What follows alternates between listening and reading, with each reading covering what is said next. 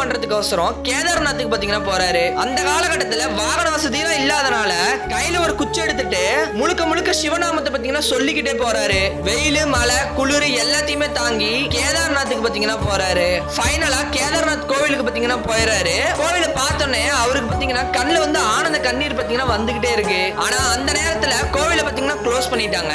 அவர் என்ன பண்றாருன்னா பூசாரி கிட்ட போய் என்ன சிவபெருமான பார்க்க அனுமதித்தாங்க அப்படின்ட்டு அவர்கிட்ட பாத்தீங்கன்னா ரொம்பவே கெஞ்சறாரு. நான் பூசாரி இனி 6 மாசம் கழிச்சுதான் கோவில திறப்பாங்க அப்படின்னு சொல்லிட்டு கிளம்பிடுறாரு. வேற வழியே இல்லாம அந்த பக்தர் பாத்தீங்கன்னா கோவிலுக்கு வெளியவே தங்கிடுறாரு. அப்ப திடீர்னு ஒரு யோகி வந்து அவரை பார்த்து உனக்கு கண்டிப்பா சிவபெருமான் தரிசனம் கிடைக்கும் அப்படின்னு சொல்லிட்டு கையில வச்சிருந்த பிரசாதத்தை வந்து அவர் கொடுத்துட்டு கிளம்பிடுறாரு. அடுத்த நாள் காலையில பூசாரி வந்து கோவிலோட கதவை பாத்தீங்கன்னா திறக்கிறாரு. இவருக்கு வந்து ஒண்ணுமே புரியல.